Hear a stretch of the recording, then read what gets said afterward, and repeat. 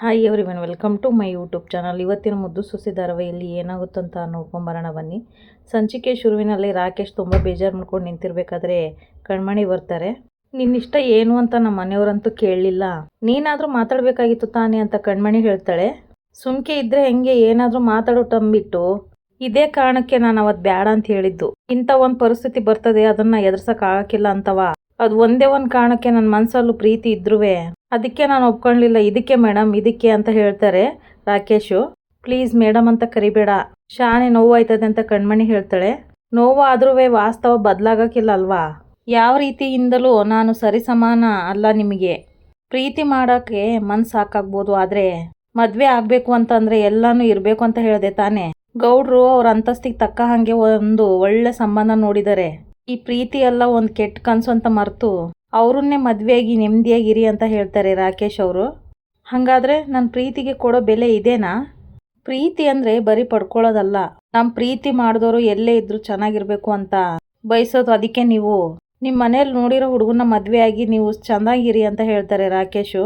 ಮರ್ತು ಬಿಡು ನನ್ನನ್ನು ಅಂತ ಹೇಳ್ತಾರೆ ರಾಕೇಶ್ ಅವರು. ಎಷ್ಟು ಸುಲಭವಾಗಿ ನೀನು ಆ ಹುಡುಗನ ಮದುವೆ ಆಗಂತ ಹೇಳ್ತಾ ಇದೀಯಾ? ನಾನು ಪ್ರೀತಿ ಉಳಿಸ್ಕೋಬೇಕಂತ ನಿನ್ಗೆ ಆಸೆ ಇಲ್ವಾ ಅಂತ ಕಣ್ಮಣಿ ಕೇಳ್ತಾಳೆ. ಬರೀ ಆಸೆ ಇದ್ರೆ ಸಾಕಾಗಕ್ಕಿಲ್ಲ, ಅರ್ಹತೆ ಇರಬೇಕು. ನಾನು ನಿಮ್ಮ ಮನೆ ಡ್ರೈವರ್ ಅಷ್ಟೇ ಅಂತ ಹೇಳಿ ರಾಕೇಶ್ ಅಲ್ಲಿಂದ ಹೋಗ್ಬಿಡ್ತಾರೆ. ರಾಕೇಶ್ ಹೋಗಿದ್ದನ್ನು ನೋಡಿ ಕಣ್ಮಣಿ ಜೋರಾಗಿ ಅಳ್ತಾ ಕುಂತ್ಬಿಡ್ತಾಳೆ. ಈ ಕಡೆ ನೋಡಿದ್ರೆ ವಿದ್ಯಾನ ಹುಡ್ಕೊಂಡು ಕಣ್ಮಣಿ ಮನೆಗೆ ಬಂದಿರ್ತಾರೆ. ಅತ್ತಿಗೆ ಅಂತ ಕರೆದಾಗ ವಿದ್ಯೆ ಖುಷಿಯಿಂದ ಬರ್ತಾರೆ. ಆಗ ಕಣ್ಮಣಿ ಅಳ್ತಾ ಇರೋದು ನೋಡಿ ಯಾಕೆ ಅಳ್ತಾ ಇದೆಯಾ ಅಂತ ವಿದ್ಯೆ ಕೇಳ್ತಾರೆ. ಕಣ್ಮಣಿ ಯಾಕೆ ಅಳ್ತಾ ಇದೆಯಾ, ಹಿಂಗೆ ನೀನು ಸುಮ್ಕೆ ಇದ್ರೆ ನನಗೇನು ಅರ್ಥ ಆಗ್ಬೇಕು ಹೇಳು ಅಂತ ವಿದ್ಯೆ ಕೇಳ್ತಾರೆ. ಕಣ್ಮಣಿ ಅತ್ತಿಗೆ ಅಂತ ಹೇಳ್ಬಿಟ್ಟು ಗಟ್ಟಿಯಾಗಿ ತಪ್ಕೊಂಡು ಜೋರಾಗಿ ಅಳಕ್ ಶುರು ಮಾಡ್ತಾರೆ. ಅದು ಏನಾಯ್ತು ಅಂತ ಹೇಳು ಕಣ್ಮಣಿ ಅಂತ ಕೇಳ್ತಾರೆ ವಿದ್ಯಾ. ಕಣ್ಮಣಿಗೆ ಹುಡುಗ ನೋಡಕ್ ಬಂದಿರೋ ವಿಷಯ ಹಾಗೆ ತಾಂಬೂಲ ಶಾಸ್ತ್ರ ಎಲ್ಲ ನಡೆದಿದ್ದನ್ನ ಎಕ್ಸ್ಪ್ಲೇನ್ ಮಾಡಿ ಹೇಳ್ತಾರೆ ಕಣ್ಮಣಿ ವಿದ್ಯೆ ಮುಂದೆ. ಇಷ್ಟಾಯ್ತು ಅತ್ತಿಗೆ, ನನಗೆ ಏನ್ ಮಾಡ್ಬೇಕಂತ ಗೊತ್ತಾಗ್ತಿಲ್ಲ ಅಂತ ಹೇಳ್ತಾಳೆ ಕಣ್ಮಣಿ. ಅಲ್ಲ ಕಣ್ಮಣಿ, ಇದ್ದಕ್ಕಿದ್ದಂಗೆ ಇದೆಲ್ಲ ಹೆಂಗಾಯ್ತು? ವಿದ್ಯಾ ಹೇಳ್ತಾರೆ, ಇದ್ರ ಬಗ್ಗೆ ನನಗೂ ಗೊತ್ತಿಲ್ಲ ಅತ್ತಿಗೆ, ಆದ್ರೆ ನಿನಗೆ ಇಷ್ಟ ಏನವ ಅಂತ ಸರಿಯಾಗಿ ಒಂದ್ ಮಾತು ಯಾರು ಕೇಳಿಲ್ಲ ಅತ್ತಿಗೆ. ಆಗ ವಿದ್ಯೆ ಹೇಳ್ತಾರೆ, ಹಂಗೆ ಕಣ್ಮಣಿ, ಕೆಲವೊಂದ್ ಕಿತ್ತಾಗಿ ಹೆತ್ತೋರು ಮಕ್ಕಳು ಆಕಾಂಕ್ಷೆ ಏನು ಅಂತ ಹೇಳೋ ತಾಳ್ಮೆನ ಅವ್ರಿಗೆ ಇರಕ್ಕಿಲ್ಲ. ಹಾಗಂತ ಮನ್ಸು ಒಬ್ಬನಿಗೆ ಕೊಟ್ಟು ಇನ್ನೊಬ್ಬ ಕಟ್ಟೋ ತಾಳಿಗೆ ಕತ್ತು ಹೆಂಗ್ ಕೊಡ್ಲಿ ಅತ್ತಿಗೆ ಅಂತ ಕಣ್ಮಣಿ ಕೇಳ್ತಾಳೆ. ನಾನೇನಾದ್ರೂ ಜೀವನ ಅಂತ ಮಾಡಿದ್ರೆ ಅದು ರಾಕಿ ಜೊತೆ ಮಾತ್ರ, ಅವನಿಲ್ದೆ ನಾನು ಬದುಕಿರಕ್ಕಿಲ್ಲ ಅತ್ತಿಗೆ, ಬದುಕಿರಕ್ಕಿಲ್ಲ ಅಂತ ಹೇಳ್ತಾಳೆ ಕಣ್ಮಣಿ. ಅದಕ್ಕೆ ಹೆಂಗಾದ್ರೂ ಮಾಡಿ ನೀವೇ ನಮಗೆ ಸಹಾಯ ಮಾಡಿ ಅತ್ತಿಗೆ ಅಂತ ಕೇಳ್ತಾರೆ ವಿದ್ಯನ್ಗೆ ಕಣ್ಮಣಿ. ನಮ್ ಪ್ರೀತಿ ಉಳಿಸ್ಕೊಡಿ ಅತ್ತಿಗೆ, ಪ್ಲೀಸ್ ಅತ್ತಿಗೆ, ಪ್ಲೀಸ್ ಅಂತ ಕೇಳ್ಕೊಂತಾಳೆ ಕಣ್ಮಣಿ. ಕಣ್ಮಣಿ, ಯಾಕೆ ಹಿಂಗೆ ನೀನು ನನ್ನನ್ನ ಧರ್ಮ ಸಂಕಟಕ್ಕೆ ಸಿಲ್ಕಾಕ್ಸ್ತಾ ಇದೀಯಾ? ನಾನ್ ನಿನಗೆ ಹೆಂಗ್ ಸಹಾಯ ಮಾಡ್ಲಿ? ಆಗ ಕಣ್ಮಣಿ ಹೇಳ್ತಾರೆ, ಈ ವಿಷಯ ಏನಾದ್ರೂ ನಮ್ಮಪ್ಪ, ನಮ್ಮ ಅಮ್ಮ ಅಥವಾ ಅಣ್ಣ ಯಾರ ಮುಂದೆ ಆದ್ರೂ ನಿಂತ್ಕೊಂಡ್ ಹೇಳಿದ್ರೆ ಏನಾಗುತ್ತೆ ಅಂತ ನಿಮಗ್ ಗೊತ್ತು. ಈ ವಿಚಾರದಲ್ಲಿ ನಿಮ್ಮನ್ನ ಬಿಟ್ರೆ ನನಗೆ ಯಾರು ಸಹಾಯ ಮಾಡಕ್ಕಿಲ್ಲ. ಪ್ಲೀಸ್ ಅದಕ್ಕೆ ದಯವಿಟ್ಟು ನನಗೆ ಸಹಾಯ ಮಾಡಿ ಅಂತ ಕೇಳ್ಕೊಂತಾಳೆ ಕಣ್ಮಣಿ. ಅತ್ತಿಗೆ, ನಾನು ನಿನ್ನನ್ನೇ ನಂಬಿದೀನಿ, ನನ್ನ ಸಾವು ಬದುಕು ಎಲ್ಲ ನಿಮ್ ಕೈಲೇ ಇದೆ, ನೀವೇ ಉಳಿಸ್ಕೊಡ್ಬೇಕು ಅತ್ತಿಗೆ, ನೀವೇ ಉಳಿಸ್ಕೊಡ್ಬೇಕು ಅಂತ ಕೈ ಮುಕ್ಕೊಂಡು ಬೇಡ್ಕೊಂತಾಳೆ ಕಣ್ಮಣಿ. ಸರಿ ಆಯ್ತು, ಏನೋ ಒಂದ್ ಮಾಡೋಣ, ನೀನ್ ಅಳ್ಬೇಡ, ಸಮಾಧಾನ ಮಾಡ್ಕೊ ಅಂತ ಹೇಳ್ತಾರೆ ವಿದ್ಯಾ. ವಿದ್ಯೆ ಕೈ ಹಿಡ್ಕೊಂಡು ಕಣ್ಮಣಿ ಹೇಳ್ತಾಳೆ, ಅತ್ತಿಗೆ ನಾನು ನಿಮ್ಮನ್ನೇ ನಂಬಿದ್ದೀನಿ, ಆಯ್ತು ನೀನು ಮೊದಲು ಸಮಾಧಾನ ಮಾಡ್ಕೊಂಡು ಕಣ್ಣೀರು ಒರೆಸ್ಕೋ ಅಂತ ಹೇಳ್ತಾರೆ ವಿದ್ಯಾ. ಈ ಕಡೆ ನೋಡಿದ್ರೆ ನವೀನ್ ತಂದೆ ಈಶ್ವರಿಗೆ ಕಾಲ್ ಮಾಡಿರ್ತಾರೆ. ಏನಣ್ಣ ನಿನಗೆ ಈಗ ಸಂತೋಷ ಐತೆ ಅಂತ ಕೇಳ್ತಾರೆ ಈಶ್ವರಿ. ಆಗ ಅವ್ರು ಹೇಳ್ತಾರೆ, ಅದನ್ನ ಬಾಯಲ್ಲಿ ಹೇಳಕ್ ಆಗಕ್ಕಿಲ್ಲ ಕಣವ, ನೆಂಟ್ರಿಗೆ ಈ ಸಂಬಂಧ ಗೊತ್ತಾಯ್ತು ಅಂತ ಹೇಳಿದ್ರೆ ನಂಬಕ್ಕೆ ತಯಾರಿಲ್ಲ ಅವರು ಅಂತ ಹೇಳ್ತಾರೆ ನವೀನ್ ತಂದೆ. ಅಂತ ಅಸಾಧ್ಯವಾದ ಕೆಲ್ಸನ ನೀನು ಸಾಧಿಸಿ ತೋರ್ಸ್ಬಿಟ್ಟೆ ಕಣವ, ಇವತ್ತು ನೀನೇ ಮುನ್ನಿಂತು ಒಪ್ಪಿಗೆ ಕೊಡಿಸ್ದಂಗೆ ತಾಳಿ ಒಂದು ಕಟ್ಟಿಸ್ಬಿಡವ ಸಾಕು ಅಂತ ಹೇಳ್ತಾರೆ ನವೀನ್ ತಂದೆ.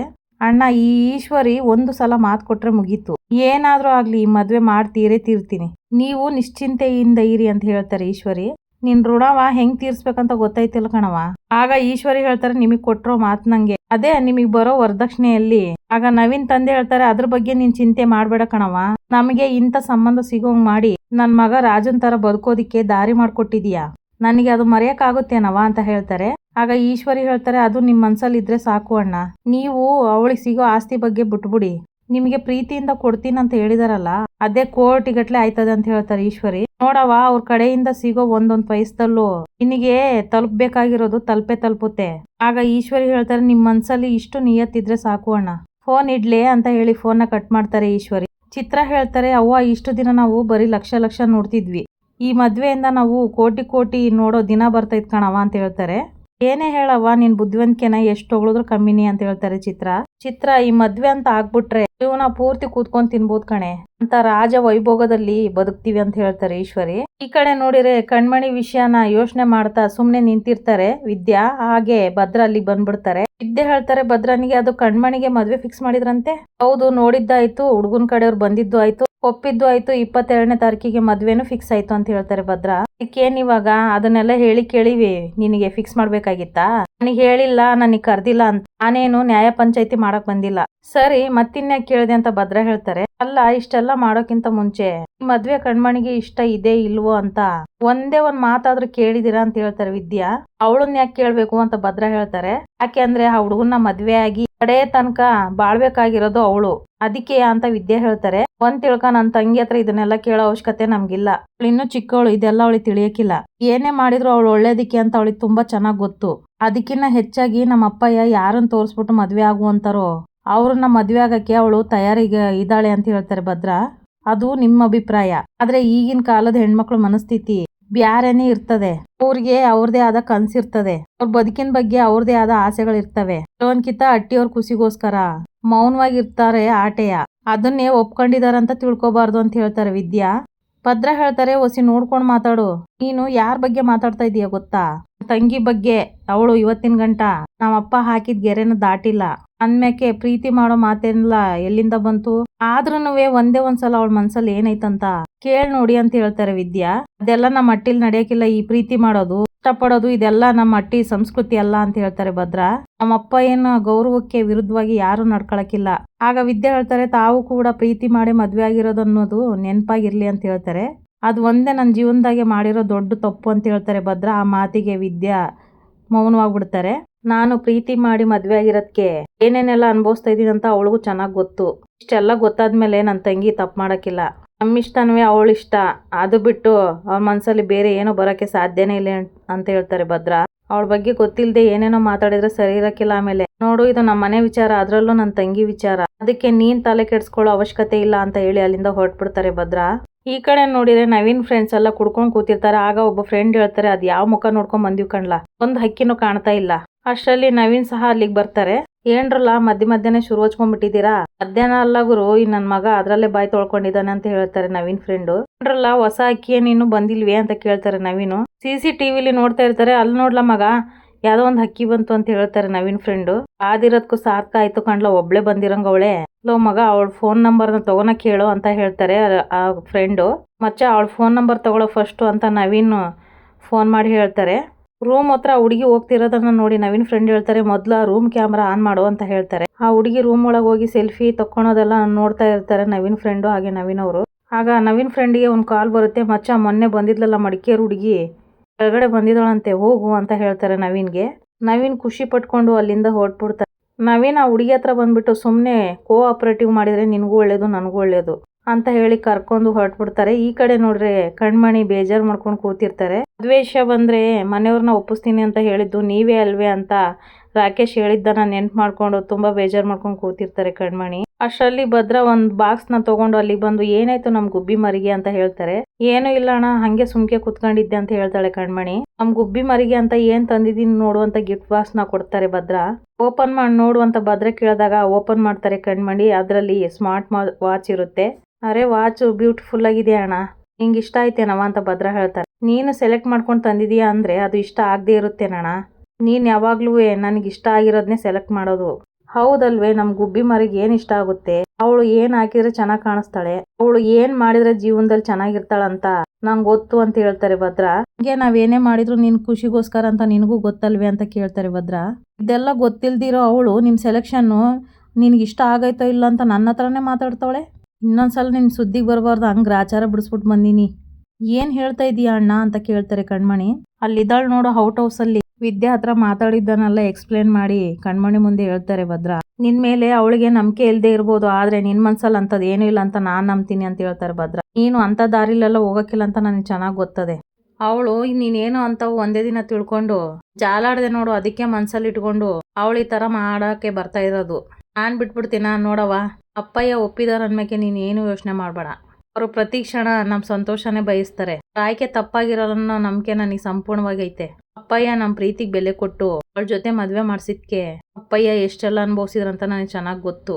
ಅಂತ ಸಂಕಟ ನೋವು ಎಲ್ಲ ಅಪ್ಪಯ್ಯ ಮತ್ತೆ ಅನುಭವಿಸೋದು ಬೇಡ ಅಂತ ಹೇಳ್ತಾರೆ ಭದ್ರ. ಹೆತ್ತವ್ರ ಆಶೀರ್ವಾದದಲ್ಲಿ ಸ್ವರ್ಗನೇ ಇರ್ತದಂತೆ. ಅಷ್ಟೇ ಯಾಕೆ ಈ ಅಣ್ಣ ನಿನ್ ಜೊತೆಗಿದ್ದಾನೆ, ನೀನ್ ಈ ಸಂತೋಷಕ್ಕೋಸ್ಕರ ನಾನು ಏನ್ ಬೇಕಾದ್ರೂ ಮಾಡ್ತೀನಿ ಅಂತ ಹೇಳ್ತಾರೆ ಭದ್ರ. ಅಣ್ಣ ಅದು ಅಂತ ಕಣ್ಮಣಿ ಹೇಳಿದಾಗ ನೀನ್ ಏನು ಅಂತವ ನಾನ್ ತಿಳ್ಕೊಬೇಕಾ? ಅವಳು ಏನೇ ಹೇಳಿದ್ರು ನಾನು ಕಿವಿಗೆ ಹಾಕೊಂಡಿಲ್ಲ. ನೀನ್ ಏನು ಯೋಚನೆ ಮಾಡ್ದಂಗೆ ಅಪ್ಪಯ್ಯ ನೋಡಿರೋ ಹುಡುಗನ ಮದುವೆ ಮಾಡ್ಕೋ, ನಿನ್ ಬದುಕು ಬಂಗಾರ ಆಗ್ತದೆ ಅಂತ ಹೇಳ್ದಾಗ ಕಣ್ಮಣಿ ಹೂ ಅಂತ ಹೇಳ್ತಾರೆ. ಇದು ನಮ್ ಗುಬ್ಬಿ ಮರಿ ಅಂದ್ರೆ. ಚಿನ್ನದಂತ ನನ್ನ ತಂಗಿ ಮೇಲೆ ಏನೇನೋ ಫಿಟ್ಟಿಂಗ್ ಮಡಗಕ್ ಬರ್ತಾಳೆ. ಅದೇ ನಿನ್ ಕೆಲಸ ಮಾಡವನ, ನೀನ್ ಬರ್ತೀನಿ ಅಂತ ಹೇಳಿ ಭದ್ರ ಅಲ್ಲಿಂದ ಹೋಗ್ತಾರೆ. ಈ ಕಡೆ ನೋಡ್ರೆ ಕಣ್ಮಣಿ ಮತ್ತಷ್ಟು ಬೇಜಾರ್ ಮಾಡ್ಕೊಂಡು ಕೂತ್ಬಿಡ್ತಾರೆ. ಈ ಕಡೆ ನೋಡಿದ್ರೆ ರಾಕೇಶು ಬೇಜಾರ್ ಮಾಡ್ಕೊಂಡು ಕೂತಿರ್ತಾರೆ. ಲೋ ರಾಕಿ ಅಂತ ಹೇಳಿ ಭದ್ರ ಬಂದಾಗ ಚಿಕ್ಕ ಹುಡ್ರಿ ಅಂತ ರಾಕೇಶ್ ಹೇಳ್ತಾರೆ. ಎಷ್ಟ್ ಸಲ ಹೇಳಿದೀನೋ ನಾನು ನಿನಗೆ ಚಿಕ್ಕ ಹುಡ್ರಿ ಅಂತ ಕರಿಬೇಡ ಅಂತ. ಏನೋ ಗೊತ್ತಿಲ್ಲ ನಿಮ್ಮನ್ನ ಹಂಗೆ ಕರೆಯೋಕ್ಕೆ ಮನಸ್ಸೇ ಬರೋಕ್ಕಿಲ್ಲ ಚಿಕ್ಕ ಹುಡ್ರಿ ಅಂತ ರಾಕೇಶ್ ಹೇಳ್ತಾರೆ. ಹೇಳಿ ಏನಾದರೂ ತರಬೇಕಾಗಿತ್ತೆ ಅಂತ ಕೇಳ್ತಾರೆ. ಏನೂ ಇಲ್ಲ ಕಣ್ಲ, ನಿಂತವ ಒಂದು ಮುಖ್ಯವಾದ ವಿಚಾರ ಕೇಳ್ತೀನಿ, ಮುಚ್ಚು ಮರೆ ಇಲ್ದಂಗೆ ಸತ್ಯ ಹೇಳ್ಬಿಡ್ಲಾ ಅಂತ ಹೇಳ್ತಾರೆ ಭದ್ರ. ಅದು ಏನು ಹೇಳಿ ಚಿಕ್ಕ ಹುಡ್ರಿ ಅಂತ ಕೇಳ್ತಾರೆ ರಾಕೇಶು. ಅದು ಏನು ಇಲ್ಲ ಕಣ ರಾಕಿ, ನಮ್ಮ ಕಣ್ಮಣಿ ಬಗ್ಗೆ ನಿನ್ನ ಅಭಿಪ್ರಾಯ ಏನ್ಲಾ? ಹಾಗಂದ ತಕ್ಷಣ ರಾಕೇಶ್ ಗಾಬರಿ ಆಗ್ಬಿಡ್ತಾರೆ. ಗೌಡ್ರ ಏನ್ ಕೇಳ್ತಾ ಇದೀರಿ ಅಂತ ಕೇಳ್ತಾರೆ ರಾಕೇಶ್ ಅವರು. ಹಂಗಲ್ಲ ಕಣ್ಲಾ, ಅವಳು ಊರಿಂದ ಬಂದಾಗಿಂದನೂ ಅವಳನ್ನ ಎಲ್ಲ ಕಡೆ ಕರ್ಕೊಂಡು ಹೋಗ್ತಾ ಇರೋದು ನೀನೇ ಅಲ್ವೇ? ಏನು ಇಲ್ಲ ಕಣ್ಲಾ, ಅವಳು ಗುಡಿಗೆ ಹೋಗ್ತೀನಿ ಅಂತ ಹೇಳಿ ಬೇರೆ ಎಲ್ಲಾದ್ರೂ ಹೋಗೋದು, ಬೇರೆ ಯಾರಾದ್ರೂ ಸ್ನೇಹಿತರನ್ನ ಮಾಡ್ಕೊಂಡಿರೋದು, ಬೇರೆ ಯಾರಾದ್ರೂ ಬಂದು ಅವಳನ್ನ ಗುಡಿ ತಾವ್ ಮಾತಾಡ್ಸ್ಕೊಂಡು ಹೋಗೋದು, ಈ ತರ ಏನಾದ್ರು ಕಂಡಿದೀಯನ್ಲಾ ಅಂತ ಕೇಳ್ತಾರೆ ಭದ್ರ. ಹಂಗೆಲ್ಲ ಏನು ಇಲ್ಲ ಗೌಡ್ರಿ ಅಂತ ಹೇಳ್ತಾರೆ ರಾಕೇಶ್ ಅವರು. ಆಮೇಲೆ ಕಾರಲ್ಲಿ ಹೋಗ್ಬೇಕಾದ್ರೆ ಜಾಸ್ತಿ ಹೊತ್ತು ಯಾರ ಹತ್ರ ಆದ್ರೂ ಫೋನಲ್ಲಿ ಮಾತಾಡೋದು, ಇಲ್ಲ ಮನ್ಸಲ್ಲಿ ಏನಾದ್ರು ಮಡ್ಕೊಂಡಿರೋದು, ಇಲ್ಲ ಯಾರನ್ನಾದ್ರೂ ಇಷ್ಟಪಟ್ಟಿರೋ ತರ ಏನಾದ್ರು ನೀನು ಗಮನಿಸಿದೀಯನ್ಲಾ ಅಂತ ಕೇಳ್ತಾರೆ ಭದ್ರ.